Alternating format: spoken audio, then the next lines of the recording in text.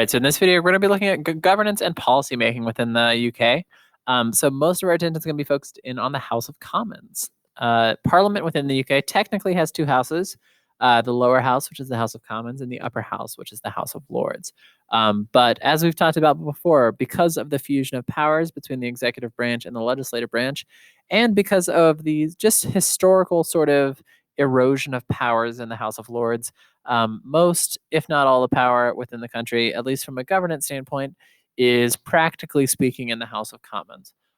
There is some interesting interplay with the Crown and the Queen in terms of the technical legal powers, but practically speaking, when we're focused in on governance in the UK, we're talking about the House of Commons. So members of the House of Commons are called members of Parliament, or MPs. So there are 650 of them, and they do many of the same things that someone in any legislature would do: consider and propose new laws. They also scrutinize government policies by asking ministers questions about current issues. So there is a lot of debate within the government. There's a lot of time set aside for individual MPs to get to ask questions and to get to kind of, in some ways, almost a supervisory role on the government, which is the group of ministers that are aligned with the prime minister that are actually running the country. So I always say it's kind of interesting how because there aren't that many actual formal checks on the power of the government within the country, how a lot of the kind of roles of parliament have centered around making sure that government policies get really heavily scrutinized. And if they are a member of the top two parties, which usually are the Labour Party and the Conservative Party, they can either serve in the government or the shadow government, which we will talk about what those two things are. And they also, from a legislator perspective, provide constituent services to a geographic district. So like the House of Representatives in the United States or in Mexico, they provide constituent services to a single member district and are elected in sort of a first past the post way. So in a different video, we'll talk about the electoral system within the UK. All right, and this is, you can kind of see that geographically speaking. So these are all the seats of parliament kind of spread out, kind of, you can see one member per geographic area. So this is the geographic view. This is what it actually looks like in terms of the seats. So you can see, like the United States, the geography doesn't necessarily match kind of the representation all the time because it's based on population, and population is not evenly distributed. And then we see an even more wacky looking one over here. And then this is what it actually looks like in Parliament. So you have the Conservative Party, which is represented by the blue, taking up one side of the chamber, and then the other side divided up amongst the red party, which is the Labour Party, and I think the yellow one is the Scottish National Party, and then you have other sort of backbencher parties that oftentimes represent different regions of the country. But the big divide is between kind of the two-party system, the Labour and the Conservative. But because of the regional parties, you have some really interesting wrinkles that are thrown into the House of Commons and its politics. And here you have the Speaker of the House sort of here, and we'll talk about what he does later on in a different video. So how you get elected to the House of Commons, we're going to talk about what the House of Commons does and how you get elected. So like we said, 650 districts, first past the post, one member per district, about 70,000 people per MP. So it's interesting. I always think it's interesting watching the House of Commons actually work. You get a lot of really interesting kind of local UK politics when you look at the House of Commons. There's a lot of people talking about issues that are important to their district. So like, factories that have closed down within their district, road maintenance. You get, because the UK is a unitary state and still does maintain some of this kind of unitary structure, you get a lot more discussion about local issues than you would in, say, the US House of Representatives or the Senate, where oftentimes that work is left to state and local governments a lot more. And interestingly, and a big change from the US system, you actually don't have to live in the district that you represent. So just to explain how the system works, the party leaders are oftentimes put in the safest seat within the country. So because they don't want to suffer the shame of having a party leader lose their seat, they sort of the parties themselves create lists, and the leaders run in the safest districts. And if you are, young, wet behind the ears, 30-year-old, wanting to become a member of parliament, you might first have to go through where you get put in a seat that belongs to the other party. Maybe you don't win your first election, but you do a little bit better than they think. You keep kind of climbing the ladder, and eventually you might work your way up to being in a seat that's competitive, or ultimately in a safe seat. And that's what you see sometimes. But party leaders oftentimes put in the safest districts, which is an interesting change from the U.S. system, where you have to actually be from the geographic area that you're coming from. And that that gets abused sometimes in the U.S. system as well. So it's and then the last thing is MPs serve fixed 5-year terms at this point. So essentially, parliamentary system works in a really interesting way. There are ways in which the prime minister can call snap elections based on a few different criteria, or parliament can sort of vote to dissolve itself, and there has to be a new election. But kind of a recent change, and by recent, in the last 10 years, every time there's a new election, that sort of sets the clock up for 5 years. And then members serve from that time for, hypothetically speaking, for 5 years, unless a new election is called, if that makes sense.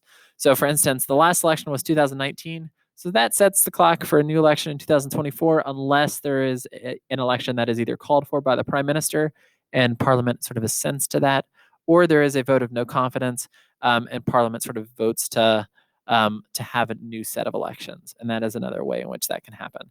So parliamentary systems work in really, really interesting ways, in that the government has a lot of power. They also have the sort of ability to decide when elections are going to be. But in some ways, the Fixed Term Parliament Act kind of neutered that ability at least a little bit, because it calls for at least more sort of semi-regular elections. But UK's had a lot of elections in the last 5 or 10 years, and a lot of really important elections. It's been a crazy time in the House of Commons. And a lot of the ways in which I used to teach this class 3 or 4 years ago, I've sort of reconsidered certain things about the House of Commons, which is interesting. All right, so some terms that we're going to talk about in the House of Commons. We are going to talk about the role of the prime minister, how he or she wields power, and sort of the more executive power looking things that are in the government in a different video. But just to think about how the House of Commons is comprised, you have a group that we call the government. So this consists of the prime minister and his or her cabinet. So the cabinet refers to, like in the United States, except kind of a similarity is that it is sort of a team of people that oversees the bureaucracy and oversees the different departments of government. So unlike the United States, those are all of this is within the legislature. So the prime minister is an MP. The members of his or her cabinet are also MPs and represent geographic districts, in addition to being in the cabinet itself. So being having a specific role within the cabinet. And then kind of the term collective responsibility refers to the fact that within that party, because there's such really strong party loyalty and strong power, political parties are very strong within this system. Essentially, oftentimes the prime minister will choose a lot of important people within his or her party, and sometimes even a lot of his rivals within the party to serve in their cabinet, to make sure that everyone goes down with the ship, if the ship does eventually go down, and to avoid some of the inter-party squabbling that you might see within the system. So the term collective responsibility, it refers to the ability or the tendency of the prime minister to pick rivals and other important party people to serve in their cabinet, so that they all sort of vouch for each other. And at the moment where that doesn't happen, a minister will usually resign. And that's happened a decent amount in the last 5 years during the kind of Brexit turmoil. And interestingly, on the other side of the coin, so right now the government consists of conservatives, and the shadow government consists of the Labour Party, which is the second biggest party in the UK. So what these people do is they essentially call themselves the shadow minister for whatever department they're talking about. So you have the chancellor of the exchequer, which is a financial minister. So the shadow, you have the shadow chancellor of the exchequer, and they basically engage the actual cabinet member on a lot of issues. They talk about what their party would do if they were in power, and it's a really interesting setup in that you sort of have a bizarro government that always talks about what the current government is doing wrong and what they could be doing better. So I always think that's an interesting dynamic. It is interesting. We have some role playing and stuff that we usually do in class. It's interesting to watch that play out. And then people that are not in either the government or the shadow government are called backbenchers. So they are oftentimes a lot of regional parties fit this role, but they still provide a really important role within the UK. And the term backbencher might seem a little bit derogatory, but MPs really provide a lot of important constituent services. And to me, there is a lot of accountability within the system, even kind of in a place where you don't have a lot of technical checks on power. You still have a lot of accountability. And then we have someone called the Speaker of the House. So this role is a lot different than in the United States, where the Speaker of the House is essentially the leader of the largest party in the House. The Speaker of the House is a nonpartisan-ish MP, and they are essentially decide who speaks during debate, prime minister's questions, and other sort of question time and other debates, votes, things like that. So they essentially run the House, but they are supposed to do it in a way that is generally not favoring one party or the other.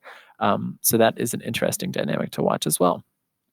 And this is the current guy who is the Speaker of the House, Lindsay Hoyle, and kind of another famous Speaker of the House is this guy, John Bercow, that served in the role until last year.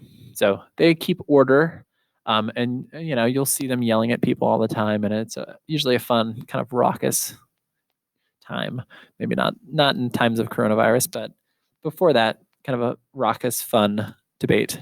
And this is sort of a handy organizer of things we've already talked about. So some things to think about in the parliamentary system, which we're going to get a little bit more into in terms of the thinking about the actual powers of. But the party decides who runs where, so that makes parties really powerful. People, also have the ability to if you go against the party, you usually pay a price, which makes the parties stronger. Members don't have to live in their districts, so that's another interesting dynamic. Party leaders run in safe seats, a little bit higher voter turnout. So electoral systems between the U.S. and Britain are similar. We both use first past the post. Both have single member district houses, but there are more minor parties within the UK that actually have a seat at the table because of the strong regional kind of political pull within the country. All right, thanks.